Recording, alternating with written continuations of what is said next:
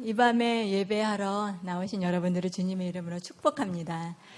이렇게 뒤에 보니까 아기들 이렇게 안고 계시는 엄마 아빠들도 계신데 정말 그 어떤 분보다도 정말 아기를 낳고 키우는 그 엄마 아빠들 하나님의 그 넘치는 축복이 가정 가운데 함께 하실 것을 믿습니다.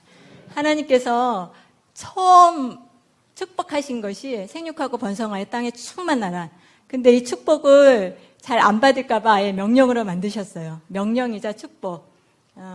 정말 우리가 이 땅에 사는 동안 하나님이 주시고자 하는 그 엄청난 축복들, 그 시작이 생육하고 번성하여 땅에 충만하라 인 것 같습니다. 그래서 절대 사탄한테 속으면 안 돼요. 사탄은 우리가 축복받는 거 안 좋아하기 때문에 무슨 생육하고 번성 둘만, 아니 하나만, 그러다가 무자식 상팔자 절대 속으면 안 됩니다. 예, 오늘 갑자기 남편이 그냥 전화 와가지고 같이 가자고 그래서 오는 길에 이렇게 오면서 참 하나님 놀라우신 분이다 그런 생각을 했어요. 제가 버스를 타고 이렇게 140번인가 그걸 타고 오다가 쭉 오다 보니까 어머나 나 기억나. 제가 23년 전에 미국으로 갔거든요.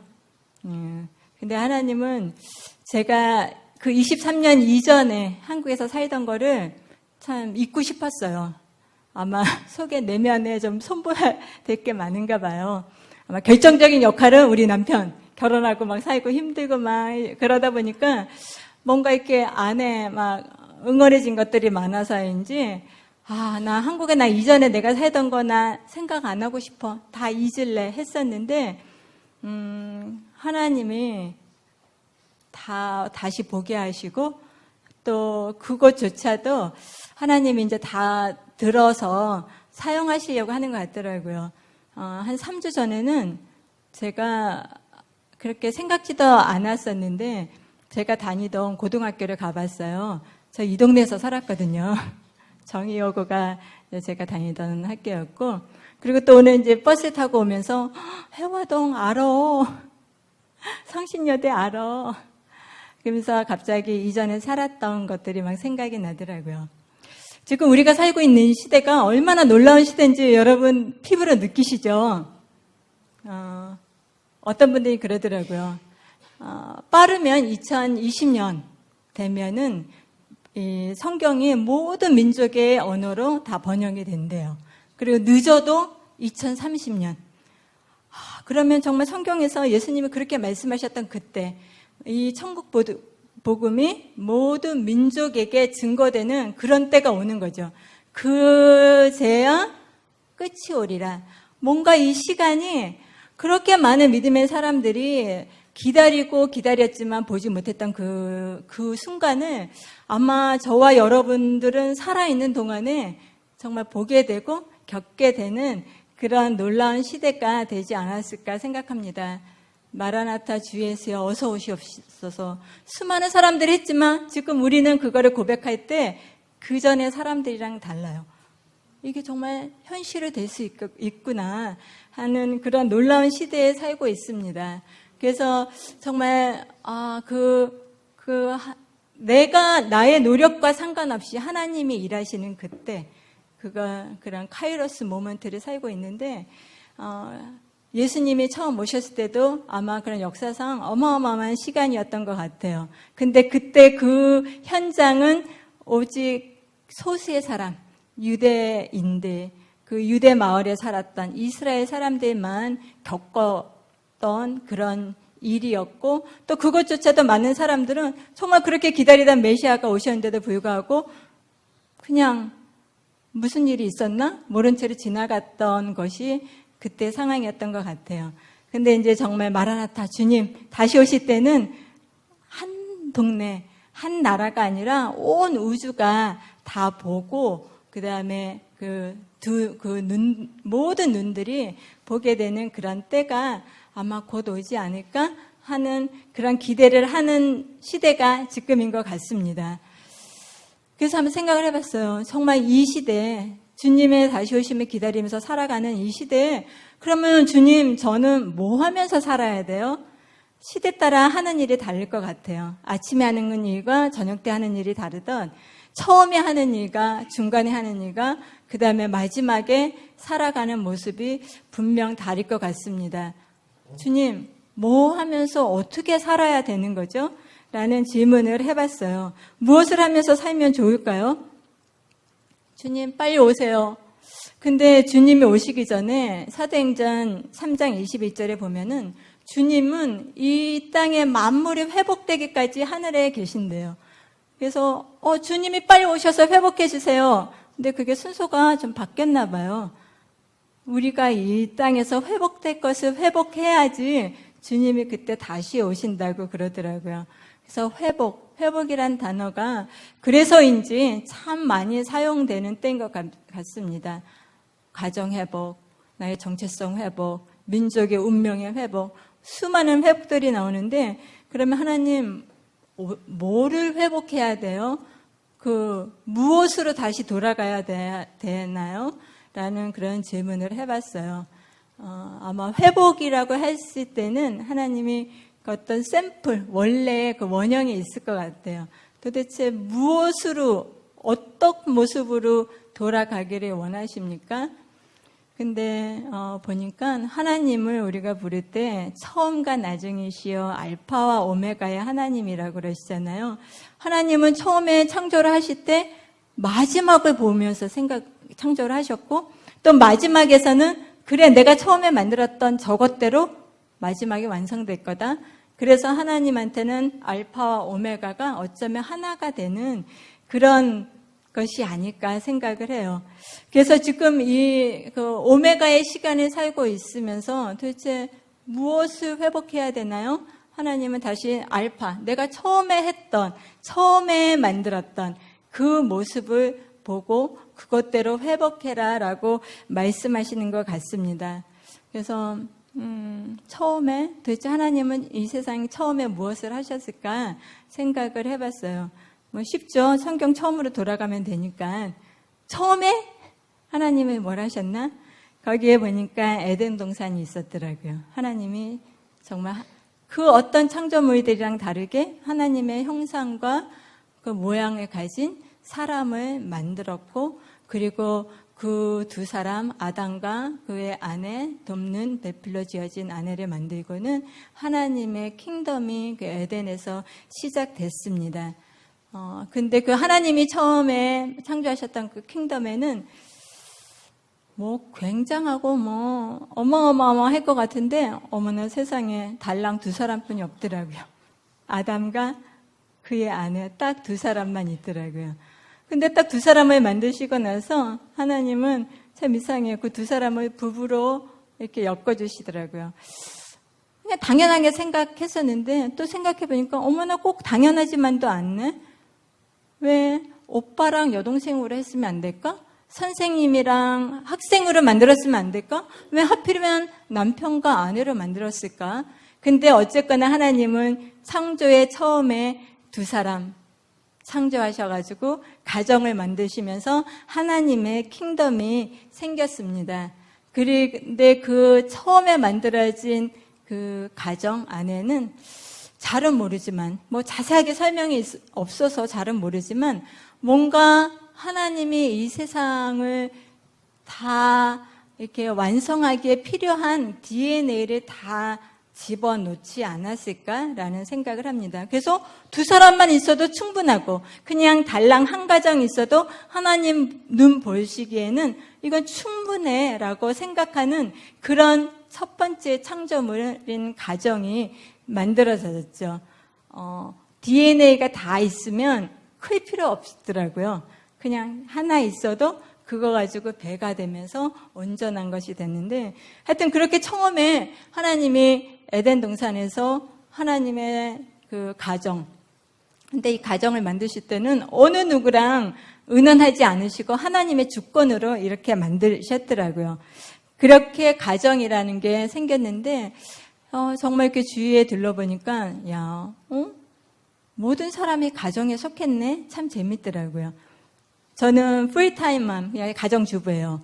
직장 없어요. 직장은 없는 사람은 있어도, 그리고 학교에 안 다니는 사람은 있어도, 가정에 속하지 않은 사람은 없는 것이 참 재밌다는 생각을 했어요. 그래서 하여튼 모든 사람이 속한 것이 가정이구나 라는 것을 보게 되는데, 그래서 그런지 저는 평생 살면서 결혼하고 이제 한 남자를 만나기 이전까지는 가정하면 뭐 모든 사람이 하는 건데, 모든 사람이 사는 건데, 나는 거기다가 무슨 노력 난 안 기울여. 나는 나의 힘과 노력은 더 좋은데, 뭐 어마어마한데, 좀 뭔가 업적을 남는 데다가 내가 노력을 기울여야지. 그냥 가정은 그냥 뭐 살아가는 거 아니야? 결혼하고 애 낳고 그러면 그냥 살아가는 거 아니야? 라고 생각을 했었어요. 다들 그렇게 살더라고요. 뭐 엄마가 되기 위해서 뭐 특별한 무슨 자격증이 필요한 것도 아니고, 아내가 되기 위해서 뭐 특별히 학위가 필요한 것도 아니고, 그냥 뭐 다 그렇게 살아가는 거 아니야? 그렇게 생각을 했었고, 그래서 그런지 이제 한 남자가 나타나서 처음 본 자리에서 프로포즈 했을 때 그냥 겁도 없이 오케이 라고 했습니다. 근데 정말 엄청난 착각이었죠. 그 한 번의 오케이로 와, 인생이 꼬이기 시작하는데요. 걷잡을 수가 없더라고요. 꼬이고 나중에는 내가 지금 어디를 헤매고 있는지도 모르고 정말 저 죽음의 골짜기도 가고 막 내가 생각하지 못한 인생에 엄청난 회오리 바람이 불기 시작하더라고요. 저는 미국에 공부하러 갔거든요. 모든 막 가족들의 그런 기대와 모든 사람들의 교회의 식구들의 축복을 받으면서 정말 막 파송하고 막 그렇게, 그리고 또 하나님 앞에 또 그래서 하나님 내가 이 공부 가지고요 하나님 영광 위해서 사용할 겁니다. 절대로는 저 혼자 잘 먹고 잘 살려고 학위 따라 가는 거 아니에요 하고 그렇게 갔어요. 그리고 또 잘했어요. 잘하고 있었는데 제 인생에 막 실패라는 것을 맛보게 되고 막 꼬이게 되고 하는 것이 그냥 한 번에 오케이. 그러니까 대답할 때 신중하게 하셔야 돼요. 그래서 제 인생에 정말 미국 가가지고 정말 낯선 곳에서 상상하지도 못한 그런 인생이 막 펼쳐지는 거예요. 와, 이거 어쩌냐. 아마 그래서 그때서부터 나 이 꼴로는 한국에 못 가. 그러면서 한국에 가는 거 다 까먹고 나 이제 생각 안 할래 했었는데 하나님이 오늘 막 140번 타고 오면서 다시 다 기억나게 하시고 그래서 참 재밌다는 생각을 했어요. 하여튼 그렇게 어려운 가운데 있으면서 난 한국도 다 이제 난 한국 나 못 들어가. 나 이렇게 모든 사람들이 학위 따가지고 있지 막 몇 년 안에 빨리 돌아와라 하는데 무슨 학위는커녕 그리고 그렇다고 뭐 결혼 생활이 행복하나? 뭐 학위는 그렇다고 치고 그럼 뭐 행복한 가정이라도 있나? 아니요. 저희 정말 저렇게 믿음 되게 좋아요. 저희 남편이요. 그리고 사람이 또 괜찮아요. 그때도 괜찮았고 지금도 객관적으로 보면 괜찮아요. 근데 괜찮은 사람이랑 살면서 왜 이렇게 지옥같이 살았나? 이해는 안 되지만 그때는 정말 그랬어요. 그렇게 지옥이 있다면 바로 이런 거겠구나라는 생각을 하면서 살면서 저한테는 참 이렇게 살면 그냥 내 인생이 여기서 끝나도 하나도 안 아깝겠다 하는 막 그런 생각.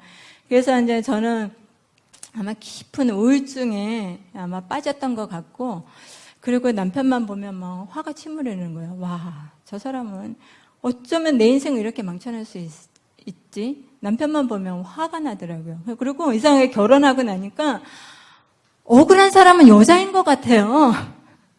남자는 아무리 힘들어도 그냥 자기 갈 길 가더라고요. 근데 여자는 막 인생이 막 회오리 바람에 들어가고 또 거기다가 또 아기까지 생기는 거예요. 참 결혼 안 하신 여기 싱글분들은 이상하겠지만 지옥과 같은 삶을 사는데도 아기가 생겨요. 근데 참 하나님이 놀라우신 분인 게 저는 너무나 가정생활이 힘들어서 정말 그냥 따로 살았으면 좋겠다. 차마 이혼이란 말을 못하고 따로 살았으면 좋겠다. 나 이렇게 사느니 그냥 인생 끝났으면 좋겠다. 라고 늘 죽음을 묵상하고 있는데 하나님은 저한테 첫 딸을 주시면서 생명을 묵상하게 하시더라고요. 정말 아기 때문에 이를 악물고 살았어요. 얘 때문에라도 내가 살아야 되겠구나. 그렇게 살기 시작했는데 저희 가정 가운데 변화가 생기기 시작했습니다. 남편이 어느 날부터 Honey, I'm sorry. Forgive me. 미안해, 용서해줘. 라는 얘기를 부부싸움 할 때마다 하기 시작하는 거예요. 참 자존심이 상했을 텐데도 불구하고 부부싸움 할 때마다 남편은 여보 미안해, 용서해줘. 어떤 때는 무릎 꿇고 어떤 때는 장미 한 송이 가져와서 그렇게 사과를 하더라고요. 근데 그렇게 사과하는 남편의 얼굴을 보니까 와, 뭔가 하나님 앞에 해답을 얻은 것 같았어요. 얼굴에 평강. 남편이 그렇게 하나님 안에서 평강을 찾고 나자 이제 저는 싸울 상대도 없어졌고 저는 여전히 대답을 모르고 그러니까 나의 이 우울증은 더 깊은 곳으로 이렇게 침몰되는 그런 상황이었고 그렇게 막 억울하다, 싫다, 남편 보기 싫다 하다 보니까 하나님과의 관계도 딱 막히더라고요. 그전에는 정말 저한테는 하나님이 모든 것이었거든요. 저 기도하면 하나님이 다 들으시고 그랬는데 한 남자, 나한테 주신 그 남편을 정말 죽도록 미워하고 저주하고 그러다 보니까 하나님과의 관계가 딱 막히더라고요. 그래서 정말 저는 하나님도 남편도 외톨이처럼 그렇게 깊은 침체 가운데 있는 시간들이 계속됐었어요. 그러다 보면 어느 순간에나 좀 끝나겠지? 근데 이게 안 끝나는 거예요. 남편의 평강을 얻었지만 저는 안 끝나고 계속되더라고요. 한 번은 정말 제정신을 한번 생각해 봤어요. 이러다가 내 인생이 이렇게 끝까지 갈 수도 있겠구나. 갑자기 그 생각이 번쩍 드는 순간, 정말 너무나도 몇 년 만에 처음으로 하나님 앞에 나가서 기도를 했어요. 하나님, 살려주세요. 정말 하나님 살려주세요. 했을 때 하나님이 정말 그때서야 만나주시고 말씀해 주시기 시작하더라고요. 그러면서 내가 너를 살려주마. 근데 너 안에 있는 우상을 제거하라.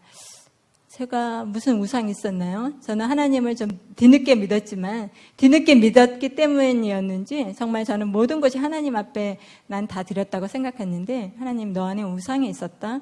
그 우상이 뭡니까? 한번 봤더니 저한테는 공부가 우상이었던 것 같아요.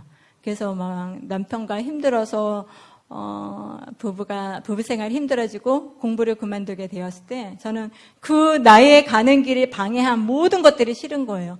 남편도 싫고 왜 이 가정이라는 거는 왜 나한테 이렇게 올무가 되고 있는 거야? 막 가정도 싫고 막 내가 도망가서 다시 인생 시작하고 싶다. 그 마음 하나만 마음속에서 막 부글부글 하고 있었는데 하나님이 정말 너 안에 있는 그 우상을 제거하라 라고 얘기를 했을 때 정말 내 안에 깊숙하게 숨겨놨던 우상을 처음으로 대면을 하게 됐어요.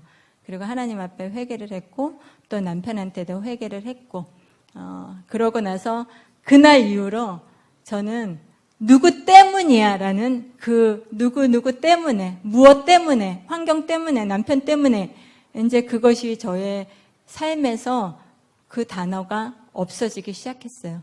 누구 때문이 아니었구나.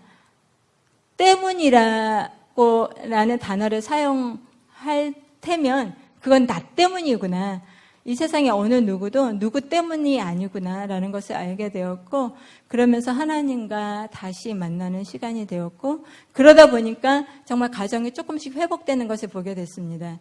그래서 저희 가정이 이제 막 한마음이 되어가고 그리고 또 각자 하나님을 정말 열심히 섬기던 사람들이어서 교회 열심히 섬기고 그러다 보니까 저희 동네에서는 청년들이 맨날 그래요.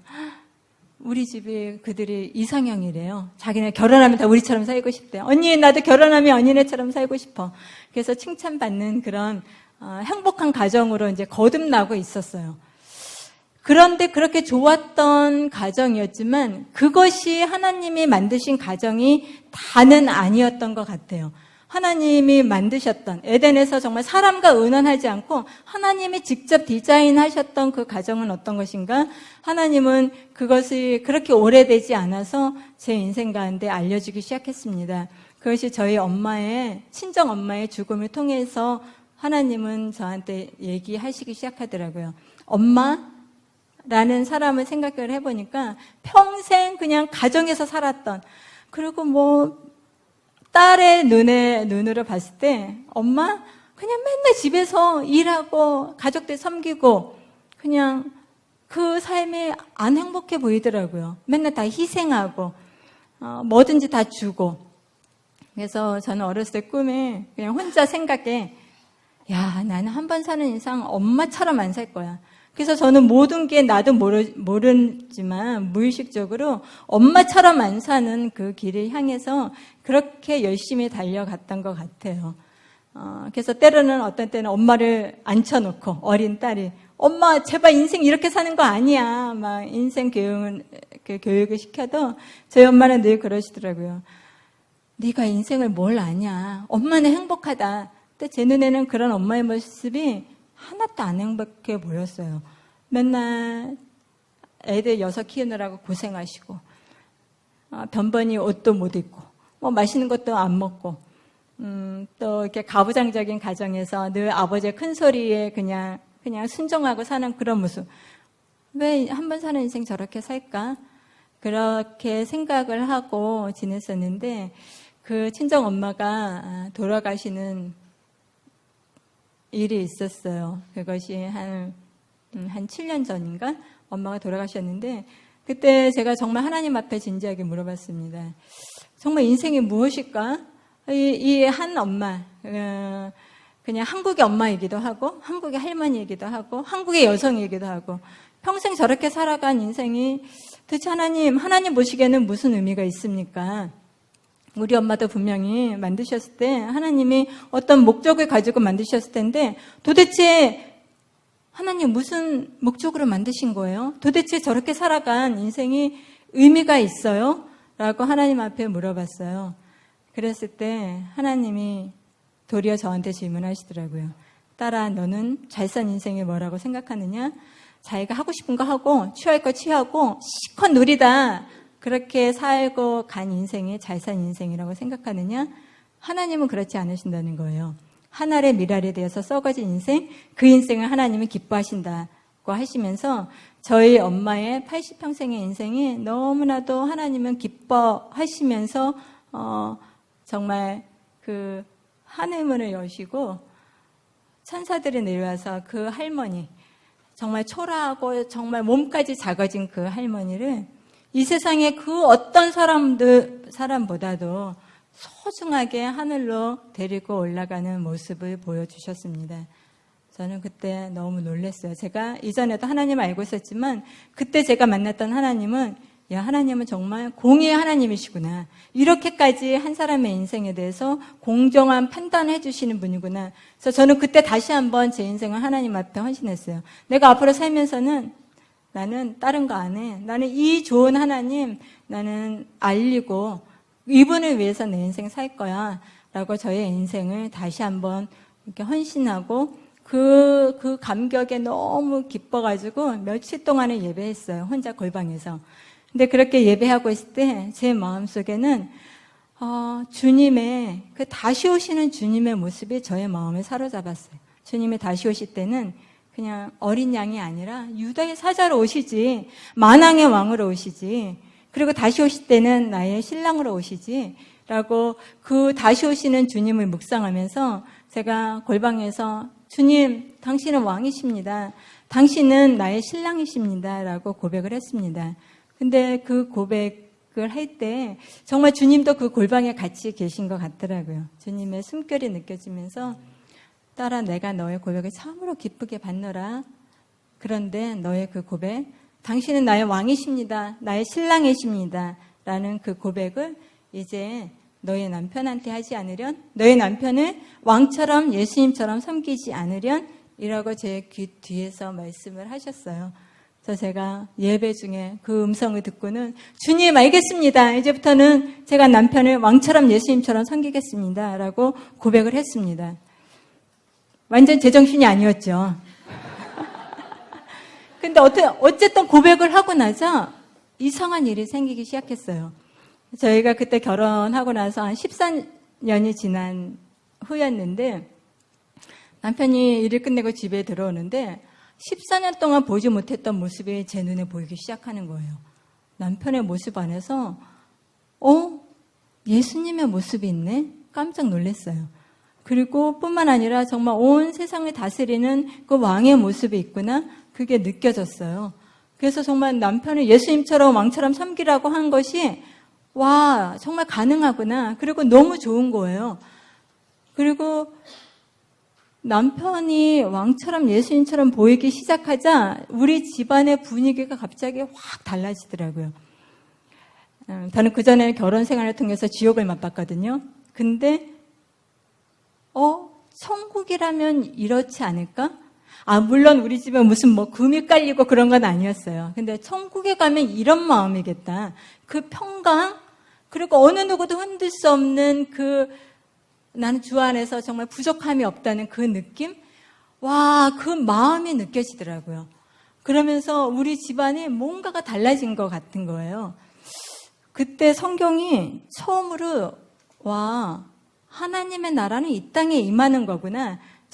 나는 영 살다가 힘들면 나는 빨리 하늘나라 가고 싶어 했는데 그게 아니라 하늘나라는 내가 올라가는 것이 아니라 하나님의 나라는 이 땅에 임하는 거구나. 그런데 이 땅에 임하는 그 하늘나라가 내 가정에도 임할 수 있구나.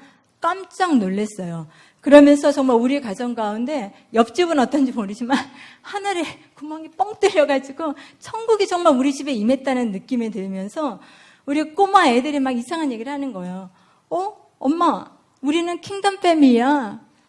막 이런 얘기를 하기 시작하면서 뭔가 하나님이 내가 상상하지 못한 일들을 하고 계시는구나 알게 됐어요. 그러면서 남편의 모습에서 왕의 모습, 예수님을 보이기 시작하고 그리고 남편과 아내는 하나라고 했는데 정말 남편과 아내가 하나네. 아내라는 나한테 가장 좋은 존재는 남편이구나. 그리고 정말 하나가 됐을 때 그 퍼즐을 두 개가 딱 맞춰지면 하나가 되듯이 하나가 됐다는 느낌이 들더라고요. 근데 그렇게 하나가 됐다는 느낌이 들자 이 세상에 무서울 거 아무것도 없더라고요. 앞으로 환란이 오고 핍박이 오고 괜찮아. 우리는 하나거든. 혹시 사단이 내 앞에 딱 나타난다고 하더라도 괜찮아. 우리는 다 이길 수 있어. 그런 놀라운 킹덤의 권세와 능력이 같이 임하는 것을 봤어요. 그래서 내가 정말 앞으로 엄청난 환란이 온다고 그러는데 이런 힘을 있기 때문에 이겨나가는 거구나 라는 것이 느껴지면서 그래 우린 주님 오실 때까지 이 모습으로 간다 라는 그런 확신이 생기면서 정말 킹덤의 삶을 우리의 가정 가운데서 살기 시작했습니다. 전 주님 마라나타 오실 때까지 그게 끝까지 갈 줄 알았는데 웬걸 3개월 딱 되니까 정말 물거품 터져버렸어요. 그냥 한 가지 생각이 들어오는 거예요. 항상 이제 그 3개월 동안에는 남편은 왕, 예수님. 근데 어느 날 갑자기 그냥 남편이랑 대화하다가 남편의 그냥 늘 그 부족했던 모습 이렇게 보이는 거예요. 왕이라면 저럴까? 아니지. 예수님이라면 저럴까? 절대 아니지. 이 생각이 딱 가늘한 생각이 들어오더니 이게 가만히 있지 않아요. 부글부글 꺼지더니 나중에는 그냥 결론 딱 나는 거야. 무슨 왕은 예수님은. 내가 알거든. 14년 살아봐서 알거든. 내 마음에 딱 그렇게 결정을 하는 순간 그 3개월 동안에 있었던 킹덤이 순식간에 날아가는 걸 봤어요. 날아가고 나서 다시 현실로 딱 온 거죠. 이전에 3개월 전에. 근데 3개월 전에 그 모습 그렇게 나쁘지 않았다고 말씀드렸죠. 모든 청년들이 나는 결혼하면 언니네처럼 살 거야 하는 그 정도 괜찮은 가정이었는데 3개월에 그 천국을 맛보고 나니까 이전에 아무리 좋았던 게 더 이상 좋지 않더라고요. 하늘과 땅 차이라는 게 느꼈어요.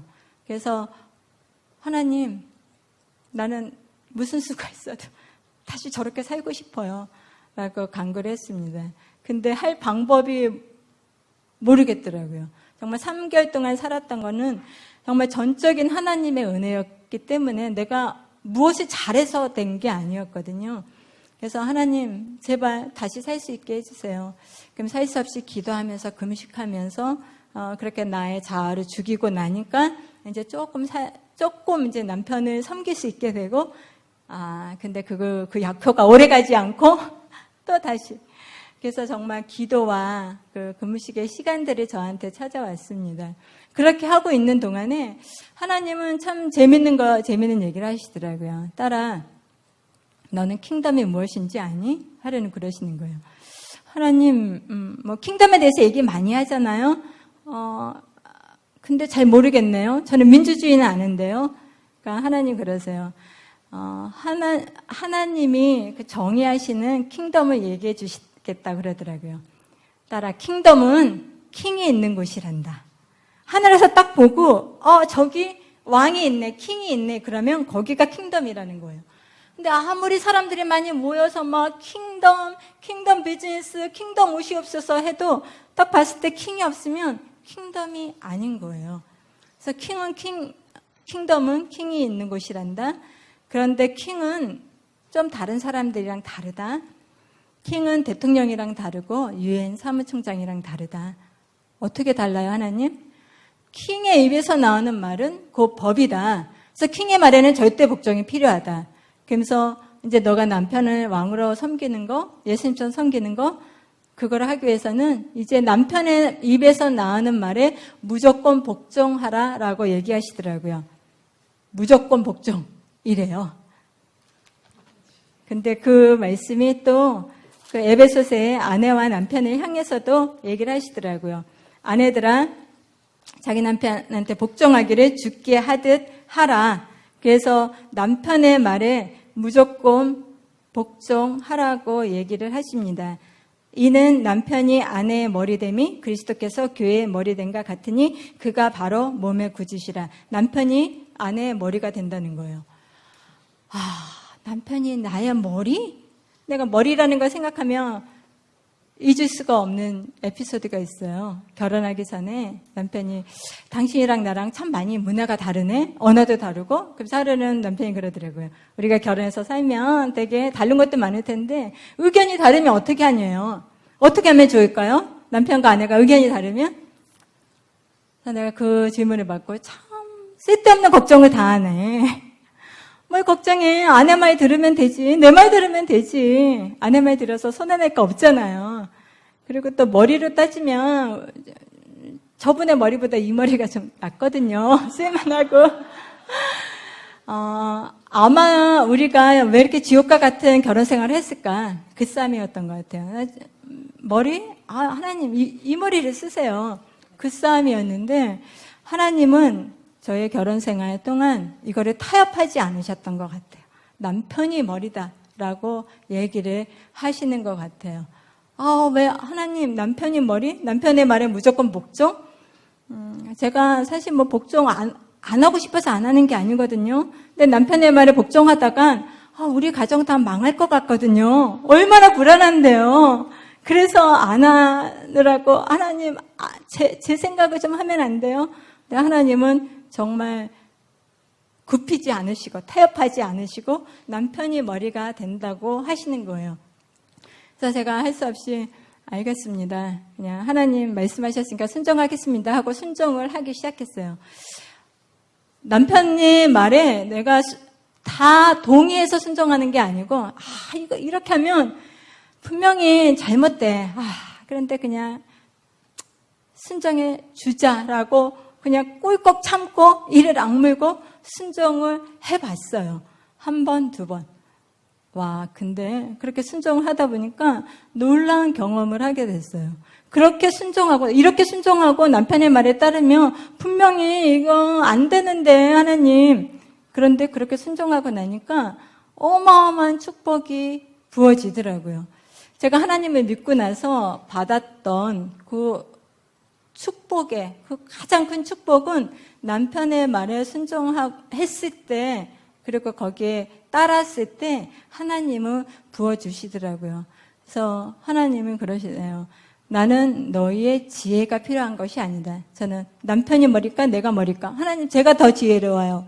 근데 하나님은 지혜를 원하시는 것이 아니라 순종을 원하신다.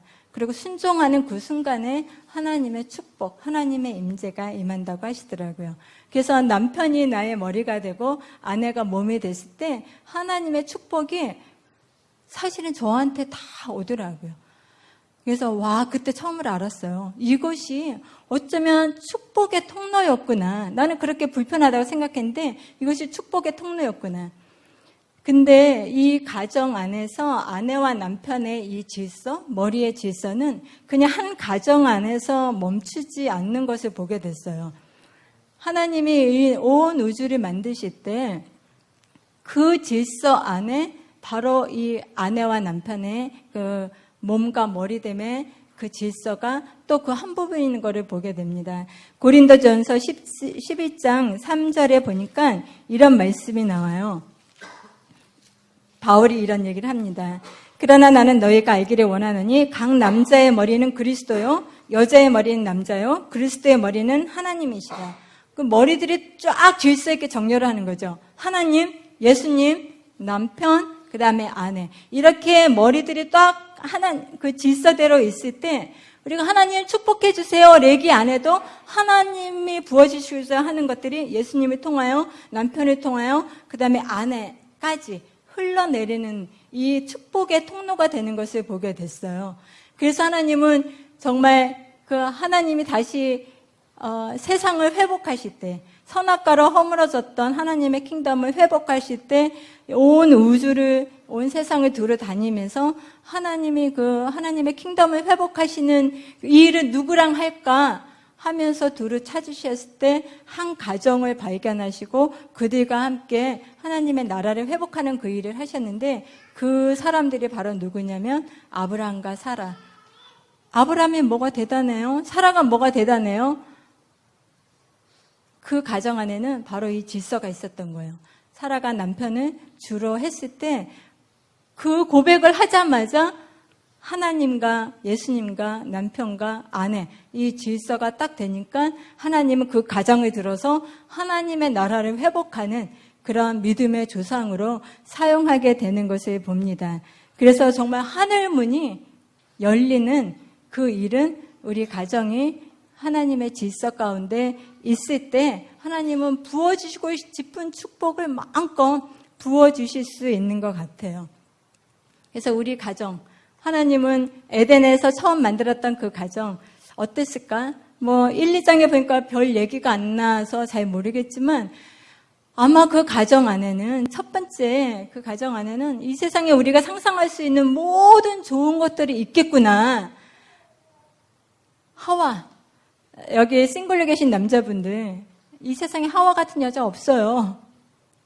그리고 또 싱글로 계신 여자분들, 아담이 어마어마한 그 권세와 능력을 가지고 모든 피조물들이 아담의 말 한마디에 복종했던 어마어마한 그 두 사람이 만나서 이루어진 가정, 우리가 상상할 수 있는 아니면 그 상상 더 이상의 가장 좋은 것들은 그 가정, 한 몸을 이룬 또 하나님의 질서 가운데 있는 그 가정 가운데 고스란히 담겨져 있습니다.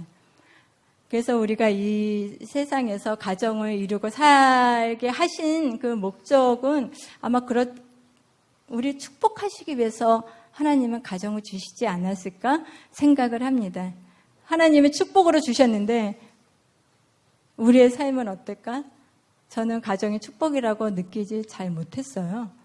가정은 나의 짐이었고 어려움이었고. 그럼 도대체 왜 가정이 이렇게 어렵게 되었을까? 그 첫 번째 가정, 그 킹덤이 무너지는 일이 바로 이 선악과를 통해서 이 세상 가운데 일어나기 시작했죠. 그 첫 번째 PPT 좀 보여주시겠어요? 선악과 를 먹는 이 한 가지로 말미암아서 하나님의 킹덤이 이 세상에서 무너지게 됐고 또 그 가정이 이전에 좋았던 모습이 아니라 찢어지고 서로 반목하는 그런 관계들로 됐습니다. 선악과를 먹은 주체들을 하나님이 부르셨어요. 정말 공의 재판장이 이 땅에 오셔가지고 재판하시면서 재판을 하십니다. 뱀, 여자, 아담 불러가지고 판결을 해주세요. 뱀한테는 무조건 저주. 하나님이 자기가 만드신 창조물인데 정말 저주라는 말을 그냥 선포할 만큼 어마어마한 죄를 지은 이 뱀, 저주. 그러면서 이 뱀과 관련된 새로운 관계들을 얘기해 주십니다. 뱀, 너는 이제 앞으로 여자와 원수가 될 것이다. 그리고 너의 후손과 여자의 후손도 또한 원수가 될 것이다.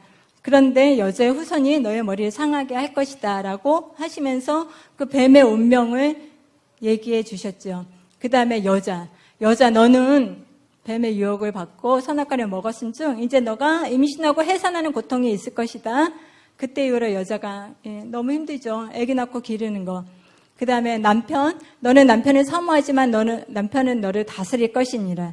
이전에 아담은, 남자는 세상을 다스리는 사람이었어요. 온 땅을 정복하고 모든 생물을 다스리라. 그런데 타락 이후에는 아내를 다스립니다. 그래서 여자는 남편을 사모하지만 남편은 아내를 다스리는 이런 상황이 됐고, 남자, 너는 아내의 말을 듣고 선악과를 먹었은즉 너로 인하여 온 땅이 저주를 받고 너는 이제 땀을 흘리고 고생을 해야지 먹을 것을 얻으리라 라는 이런 판결을 해주십니다. 남자는 그전에는 아담을 한 번도 먹을 것을 위해서 잃어본 적이 없어요. 하나님 다 공짜로 주셨어요. 그런데 이제부터는 저주받은 땅에서 아담은 땀 흘리고 고생을 해야지 겨우 먹을 것을 얻게 되는 그런 운명으로 바뀐 거죠. 이날 이후로 지금까지 남자도 엄청나게 일하시잖아요. 새벽부터 밤늦게까지. 언제까지 그렇게 일하셔야 되나요? 뭔가 이제 좀 바뀌어야 될 때가 되지 않았을까요? 아마 그 바뀌는 때가 이미 시작한 것 같습니다.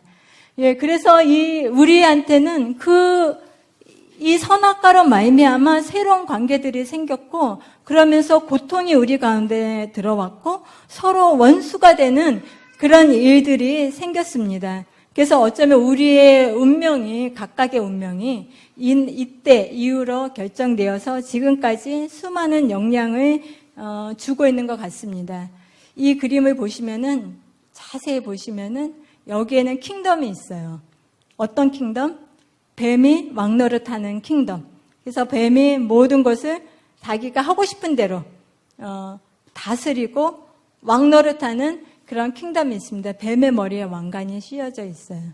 근데 그 뱀의 머리에 씌워져 있던 왕관을 우리 예수님이 오셔가지고 여자의 후손으로 오셔서 그 왕관을 빼주시고 다 이루었다 하시면서 그 새로운 하나님의 킹덤이 시작되는 그런 일이 생겼죠.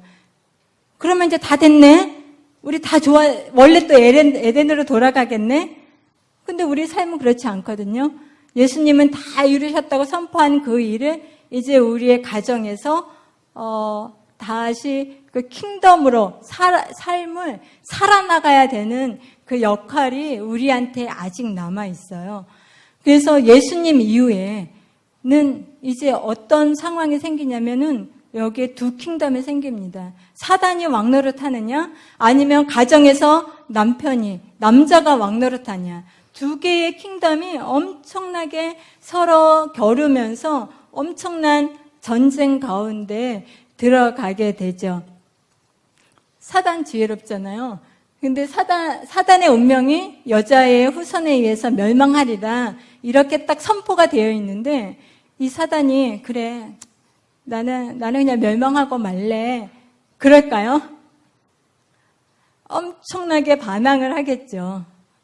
조금이라도 자기의 왕권을 더 지키려고. 그래서 사단은 자기의 모든 지혜를 동원해서 이것을 막으려고 할 것 같습니다. 사단이 어떤 전략을 쓸까 한번 생각해 보세요. 사단이 어떻게 누구를 공격을 할까? 사단의 전략도 있지만 또 이렇게 관계를 주셨을 때 하나님의 계획도 있는 것 같아요. 하나님은 우리가 죄를 지었기 때문에 거기에 마땅한 대가를 주시지만 하나님의 계획은 항상 그것이 전부가 아니라 그 뒤에는 모든 것을 회복하고 온전케 하는 것이 하나님의 또 뜻인 것 같아요. 근데 이 그림을 한번 잘 보세요. 창세기 3장 14절부터 19절까지 그냥 있는 그대로 만든 건데 이 그림에 딱 보시면 이상한 거 안 보이세요? 모든 관계의 중심에 누가 있나요? 여자가 있어요. 딱 가운데 있고 모든 자들과 관계를 직접적인 관계를 가지고 있어요. 이거 누가 이렇게 하셨나요? 하나님 이렇게 해놓으셨어요. 저는 하나님 왜 그러셨어요? 이 여자가요 선악과 먹고 모든 거 엉망으로 만들었던 여자잖아요. 근데 왜 또 가운데다 또 딱 두셨어요? 이 여자가 또 잘못하면 또 하나님의 나라가 엉망이 될 텐데 도대체 하나님 왜 여자를 가운데다 딱 두셨을까? 왜 그러셨을 것 같아요? 저 같으면 여자를 일단 뺄 것 같아요. 전쟁에서. 또 사고치면 안 되니까. 근데 무슨 일인지 하나님은 여자를 딱 가운데다 두십니다. 왜 그러셨을까? 그런 짐작을 해봐요. 하나님이 여자한테 두 번째 기회를 또 주시는구나. 에덴 동산에서는 잠깐 속아서 넘어갔지. 그렇지만 내가 두 번째 기회를 준다. 이제는 너가 다시 완성해라. 그때 무너졌던 킹덤 너가 이제 다시 완성해라 라고 하는 하나님의 그 소망이 담겨져 있지 않을까 생각을 합니다. 그래서 여자를 이렇게 가운데다 딱 주셨는데 이 여자가 또 다른 이름이 있죠. 신부라는 이 남자의 신부라는 그런 이름이 있는데 이 여자 신부를 통해서 도대체 하나님은 무엇을 어떻게 회복하기를 원하실까 생각을 해봅니다. 신부라는 이름을 정말 우리 주님이 또 이 세상에 오셔서 쓰셨어요. 십자가로 죽으시고 부활하시고 하늘나라로 가시면서 주님께서 이 땅에 남겨두신 것이 교회, 그리스도의 신부예요. 신부가 이 세상에 존재하면서 무엇을 할 수 있어요? 무엇을 해야 되나요? 근데 예수님이 그 신부가 감당해야 될 사명이 무엇인지 얘기를 해 주십니다.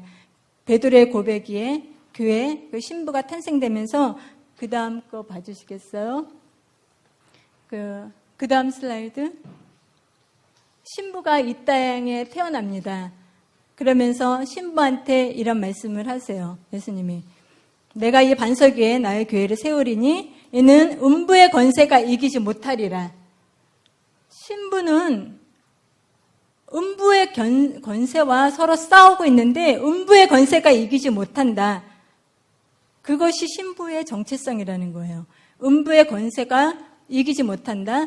그 말은 뭐냐면 신부의 삶에는 끊임없이 뱀과 사단과 대적해야 되는 그런 운명인 거야. 우리 그렇게 편하지 않아요, 남자분들. 제가 남편한테 늘 그래요. 여보, 나 좀 이해해줘. 나는 맨날 사단과 대면하고 있거든. 얼마나 힘든지 알아요? 도와줘, 여보. 내가 잘 싸울 수 있도록. 근데 어쨌거나 신부는 음부의 권세가 이기지 못하는 그 놀라운 권세를 가지고 있습니다. 내가 왜 이렇게 졌지? 나 맨날 왜 이렇게 쓰러졌지? 내가 누구인지 몰랐던 거예요. 신부한테는 이미 하나님이 그 권세를 주셨어요. 그래서 신부는 그냥 깨어나기만 하면 돼요. 내가 뭐 더 이상 뭐 할 거야. 그럴 필요 없이 그냥 내가 신부라는 거, 내가 아내라는 거, 그 정체성이 깨어나기만 하면 이미 그 안에 주신 권세를 가지고 음부의 권세를 넉넉하게 이기는 것이 신부의 몫입니다. 그래서 계시록의 7개 그 신부의 7 신부의 얘기를 보면 그들의 상황은 다 다르지만 그들한테 공통적으로 들어가는 게 있어요. 이기는 자. 어떤 환란이 와도 이길 수 있다는 거예요. 근데 내가 이길 수 있는 자라는 걸 모를 때 그 순간 그냥 넘어지고 지고 패배하고. 근데 아니야, 나는 이기는 자로 주님이 나를 부르셨어. 아는 순간 우리는 이길 수 있습니다. 그 신부의 여정, 신부가 되기까지 그 길이 얼마나 험난한지. 아가서에 나오는 그 여인을 보면 맨날 자기는 못한다는 거예요. 나는 못해. 나는 능력 없어. 나는 부끄러워. 그렇게 쓰러졌다 일어났다 쓰러졌다 일어났다 하던 그 여자가 하루아침에 달라지는 역사가 일어납니다. 아가서 6장에 보면 이 여자가 갑자기 놀라운 고백을 해요. 아침빛같이 뚜렷하고 달같이 아름답고 해같이 맑고 깃발을 세운 군대같이 당당한 여자가 누구인가? 이 여자가 자기가 지금 전쟁을 치르고 있다는 것을 아는 순간 그전에는 누이고 신부고 비둘기고 그 많은 이름이 있어도 넘어졌었는데 군대, 전쟁을 하고 있다는 것을 아는 순간 이 여자는 이후로 절대 넘어지지 않습니다. 6장 이후로부터는 이 여자는 정말 당당하게 가서 승리를 하고 또 거기도 그것도 모자라서 8장에 가보면 신랑 보고 신랑이요 왜 이렇게 늦게 달려요? 좀 빨리 달려요. 신랑을 재촉하는 여자로 변해 있는 거예요. 여자의 삶은 전쟁이에요. 우리가 그 전쟁 가운데 있다는 것을 잊고 살으면 넘어져요. 그렇지만 아니야. 난 전쟁 중이야. 그리고 나는 이길 수 있어. 주님이 그랬어. 그걸 아는 순간 정말 아가서의 그 6장 이후의 그 여인처럼 정말 놀라운 일들을 이 세상 가운데서 하게 될 것입니다. 신부의 권세, 음부가 이기지 못하는 권세를 주셨고 또 하나가 있습니다. 천국의 열쇠들을 주셨대요. 그래서 너가 천국의 열쇠를 주리니 땅에서 묶으면 하늘에서도 묶일 것이요 땅에서 풀면 하늘에서도 풀리리라. 이제 누가 결정을 하나요? 신부가 결정을 합니다. 열쇠가 신부의 손에 있어요. 제가 옛날에는 그냥 막 이렇게 기도할 때 그런 기도를 많이 했던 것 같아요. 하나님, 하늘에서 좀 풀어주세요. 그래야지 이 땅에서도 풀리죠. 근데 이 신부에 대해서 알고 나서는 와, 이거 순서가 바뀌었구나. 땅에서 풀어야지 하늘에서 푸시는구나. 내가 땅에서 묶어야지 하늘에서 묶으시는구나. 누가 결정합니까? 신부가 결정해요. 열쇠를 가진 자가 신부이기 때문에. 그래서 신부가 어떻게 결정하느냐에 따라 모든 것이 바뀝니다. 어디를 묶어야 돼요? 뱀을 묶어야 돼요. 어디를 풀어야 돼요? 남편의 원래의 정체성, 아담의 모습, 정복하고 다스리는 그 모습, 우리 남편 그렇게 될 거예요 라고 풀어놔야 돼요. 그다음에 우리 자녀 사단의 머리를 깨는 자들이 될 거야 라고 하면서 그들의 그 소명을 풀어놓을 때 하나님은 신부를 통해서 하나님의 나라를 완성해 가십니다. 제가 우리 남편이랑 남편의 왕처럼 예수님처럼 섬기면서 근데 대부분은 못해요. 대부분이 제정신이어서 못하고 가끔가다 이제 성령이 취했을 때 조금 하고 제가 늘 막 왔다 갔다 하는 거예요. 남편이 하루는 그래요. 자기는 가만히 있는데 왜 나만 왔다 갔다 하네요. 그래서 정말 가만히 보니까 어머 제가 왔다 갔다 하더라고요. 제가 하루는 하나님 할 만한 사람한테 하셔야지. 우리 남편이 무슨 예수님이고 왕이고 아니에요. 그랬더니 하나님이 딱 그러세요. 그러니 그것이 너의 믿음이니 너의 믿음대로 되리라. 절대로 왕처럼 예수님처럼 안 된다는 거예요. 또 가끔 이제 성령이 취했을 때 하나님 맞아요. 우리 남편 안에는 예수님의 모습이 있습니다. 그러니까 하나님 또 그랬어요. 그것이 너의 믿음이니 너의 믿음대로 되리라. 믿음은 바라는 것들의 실상이요 보지 못하는 것들의 증거니라. 있다는 거예요, 원래. 내가 만들어내는 게 아니라 남자 안에 원래 있는 그 정체성이 가려져 있을 뿐인데 그거 누가 꺼내느냐? 이 세상 다른 여자가 꺼내는 게 아니라 아내가 꺼낸다는 거예요. 신부가. 그래서 신부가 바르게 묶고 풀면은 이 땅에 하나님의 나라가 임합니다. 그래서 우리한테 천국의 열쇠가 쥐어져 있어요. 그 다음 한번 볼까요?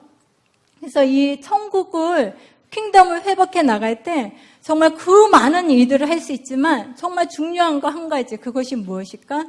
아내와 남편의 연합. 그래서 에베소서 5장 그 마지막 끝나면서 이 얘기를 합니다.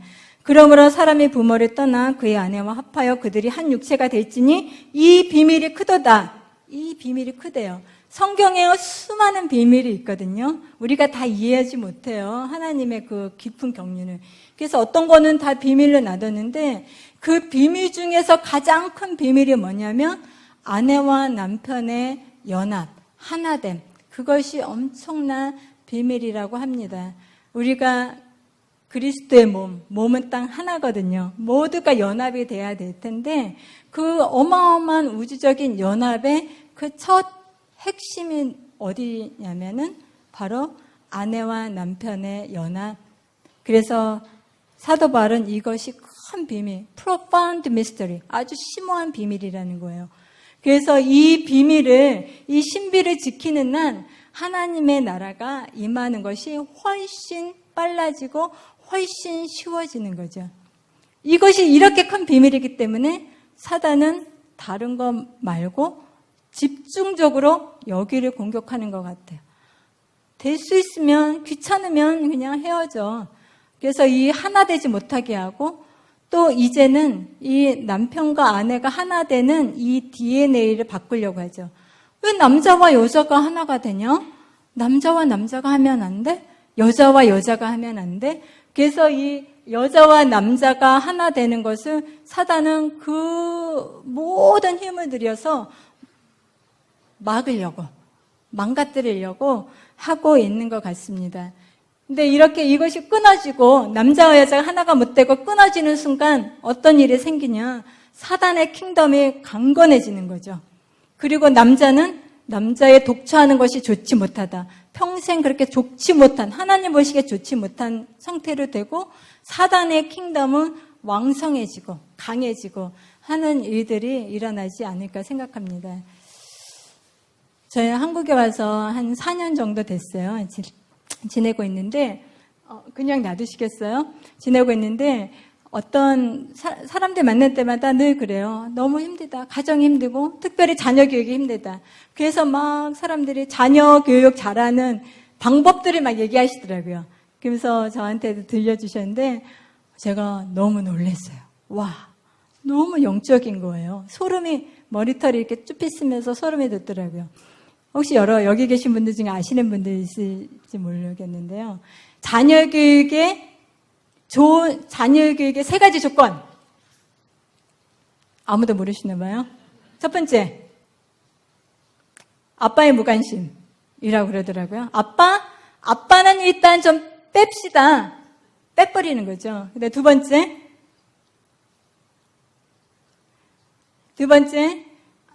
조부모의 재력. 돈 있으면 돼. 그냥 맘몬. 사단, 뱀한테 정말 맘몬으로 이제 딱 자리를 잡게 하는 거죠. 돈 있으면 다 돼. 그 다음에 세 번째, 엄마의 정보력. 엄마의 정보, 지식, 정보, 지식. 그 정보와 지식엔 두 가지가 있습니다. 하나님을 아는 지식, 선악의 지식. 엄마의 정보력 했을 때 하나님을 아는 지식의 확률이 많을까요? 선악의 지식의 확률이 많을까요? 만약에 그것이 선악의 지식이라면은 완전히 사단의 킹덤인 거예요. 아빠 빼어냅니다. 맘몬이 우리의 왕이 됩니다. 엄마가 다시 한번 에덴에서 했던 것처럼 선악의 지식을 먹으면서 우리 가정, 우리 킹덤을 돌립니다. 저와 남편은 그런 얘기 들으면서 정말 너무 어쩌면 이럴 수가 있을까. 그래서 가는 곳곳마다 합니다. 그렇게 하시면 10년 안에 안 가서 이 나라 반드시 망합니다. 바뀌어야 돼요.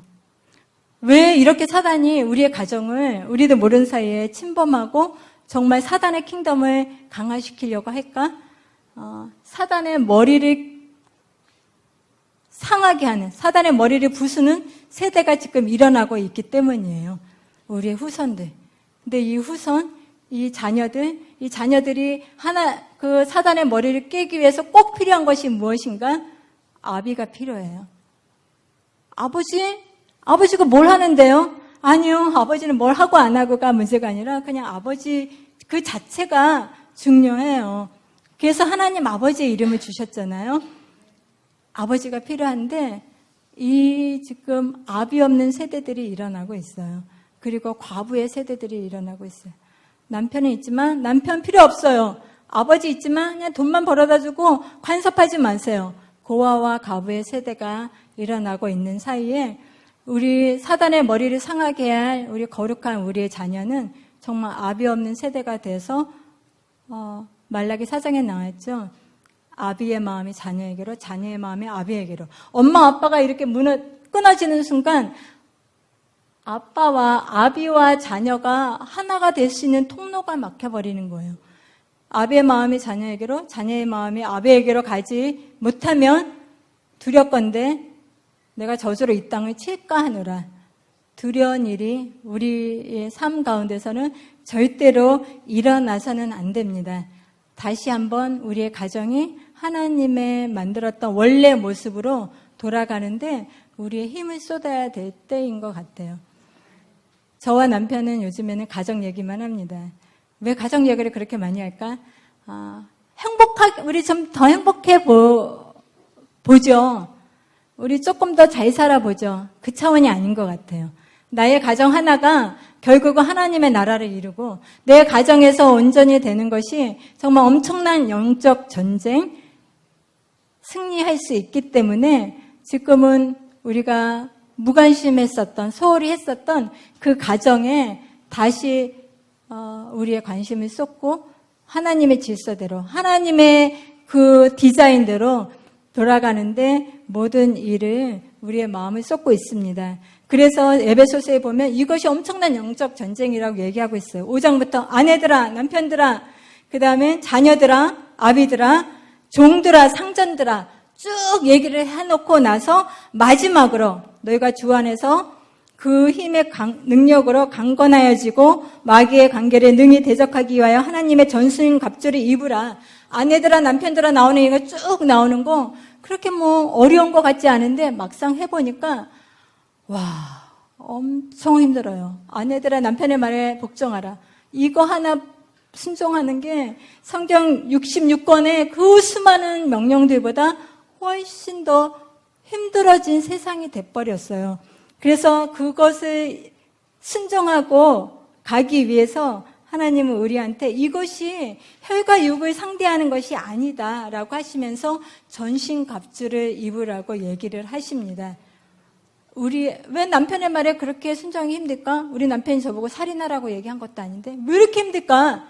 제 머릿속에 꽉 차 있거든요. 세상의 지식. 미쳤어? 왜 복종하는 거야? 평등시대야. 지금 21세기야. 나의 머리에 지식이 허락을 안 해요. 그렇게 허락을 안 하고 이거를 가는 동안 하나님의 나라 바로 세워지지 못하고 있거든요. 그래서 정말 이 온전한 가정을 이루기 위해서는 우리가 이것이 혈과 육의 싸움이 아니라 영적인 싸움이고 또한 그러기 위해서 우리에게 전신갑주가 필요하다는 것을 깨달을 때 이제 우리는 정말 넉넉하게 싸움을 싸울 수 있는 거죠. 근데 이 모든 영적인 전쟁에 하나님은 최전방에 누구를 두셨는가? 누구를 두셨나요? 아내들이요. 억울해요. 아니요. 억울한 게 아니라 우리를 믿으시니까 최전방에 놓으신 거예요. 아내들이 여기에 승리하면 뒤에 있는 사람들 다 승리합니다. 남편들아, 자녀들아 다 승리하는 거예요. 온 세상, 종들아, 상전들아 모든 세상이 승리하는 거죠. 이 시대에 여자로 태어나는 거 어느 누구의 선택이 아니었어요. 하나님이 선택하셨어요. 이유가 있겠죠. 바로 이 전쟁에서 이기라고. 그래서 사단한테 넘겨줬던 그 킹덤을 다시 되찾아오는 그 일을 감당하라고 이 시대의 여자들 하나님이 만드셨습니다. 우리 모두 승리하기를 원합니다. 그랬을 때 우리의 가정 안에서 정말 왕들이 일어납니다. 예수님 오실 때는 만왕의 왕이시거든요.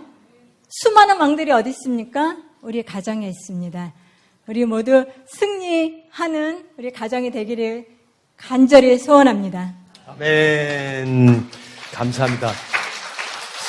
우리 마무리하면서 기도했으면 좋겠습니다. 이것을 영적인 전쟁이라고 얘기를 안 해요.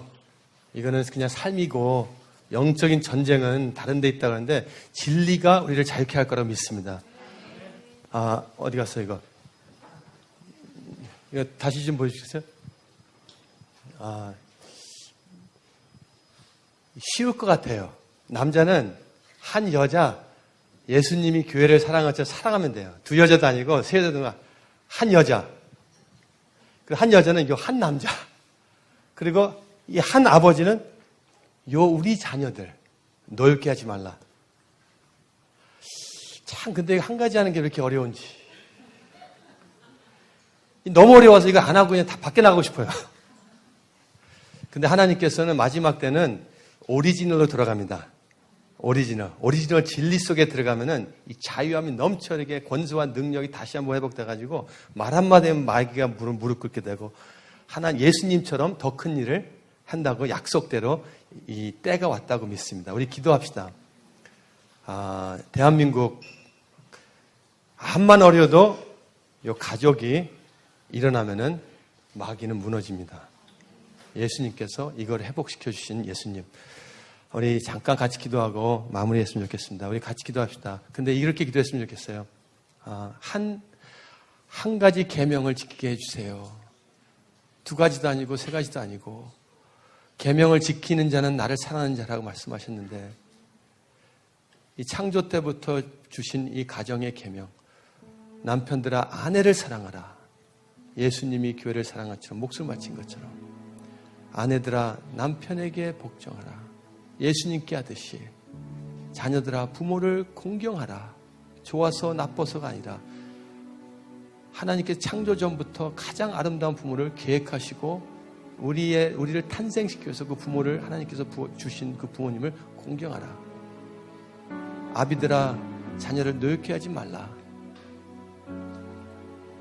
이 계명 하나씩밖에 주시지 않았는데 이거를 지킬 때 하나님의 놀라운 킹덤이 모든 가족 위에 임하시고 이 나라 대한민국, 북한 그리고 전 세계는 새로운 하나님 나라가 될 것을 믿습니다. 모든 가족이 있기 때문에 하나님 이거를 저희 가정에게 이루어 주시고 더 깊이 이루어 주시고 대한민국에 기름 부으시고 이 마지막 시대 하나님의 놀라운 부흥의 물길이 가정에게 임하여 주시옵소서. 이런 마음으로 잠깐 우리 기도하고 마무리하겠습니다. 같이 기도하겠습니다. 하나님 아버지 감사합니다. 영적인 전쟁이 가정에 있습니다.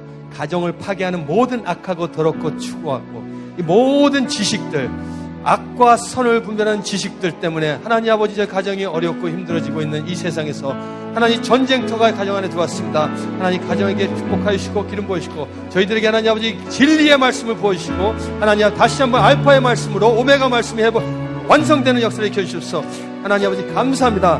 하나님 아버지 이 나라를 변화시키려고 왔지만은 하나님 나라를 사랑하기 위해서 하나님께서 보여주고 감사드립니다. 하나님 아버지 감사드립니다. 이러한 사명을 주시니 감사합니다. 하나님을 하나님 아버지 마음껏 목숨까지 사랑하겠습니다. 그 길을 열어주신 것 감사드립니다. Thank you Lord. God bless you Lord. 주님 감사드립니다. 한 계명을 지키게 해주시옵소서. 한 계명을 가정에서 지키게 해주시옵소서. 진리가 하나님 아버지 진리가 지니 진리가 자유케 하시는 말씀을 보시 감사합니다. Thank you Lord. 이 아름다운 길을 주시 감사드립니다. 하나님 감사합니다. 이 대한민국 왔을 때 하나님 아버지 어떻게 하면 이 나라가 변할 수 있습니까? 그 기도를 동서남북 다니면서 북한을 가면서 기도했습니다. 하지만 하나님께서는 나의 질문을 바꾸라고 말씀하신 주님 감사드립니다. 어떻게 하면 이 나라가 변할 수 있을까 물어보지 말고 어떻게 하면 이 나라를 사랑할 수 있냐 물어보라 그랬을 때 하나님 사랑을 가르쳐 주신 감사드립니다. 그때 하나님께서 가정으로 돌아가라. 가정에 하나님의 사랑이 마음껏 부어져 있다. 한 아내를 사랑하라. 세 자녀의 아비의 이름을 거룩하게 여겨라. 그리고 부모를 누구보다 공경하라. 말씀 주신 것을 감사드립니다. 우리가 그 말씀을 순종하겠습니다. 대한민국 모든 가족들이 그 말씀을 순종하겠습니다. 주님 감사합니다. 이 마지막 시대에 주님 가정을 주시니 감사드립니다. 이 모든 말씀을 주님께 감사드리고 이 교회를 축복하며 대한민국 교회 감사드리며 이 나라의 모국을 감사드리며 예수 그리스도의 이름으로 기도했습니다. 아멘. 감사합니다. 마지막에 선물 하나 드리고 싶은데 혹시 오늘 가족이 다 같이 오신 분 계세요? 예, 저 마지막 뒤에 계신 분 여기 킹덤 패밀리 드리고 오늘 생신 되신 분 계세요? Anybody's birthday? 그러면 여기 왕의 신부 이거 좀 드리고 싶습니다. 생신 축복합니다. 감사합니다.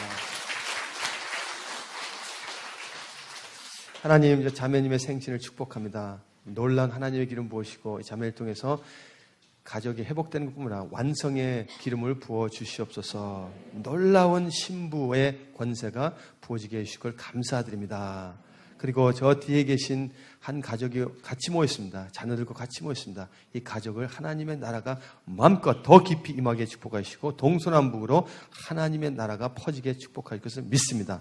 예수님 이름으로 기도했습니다. 아멘. 모든 예배 마쳤습니다. 조심히 돌아가시고 다음 주에 뵙겠습니다.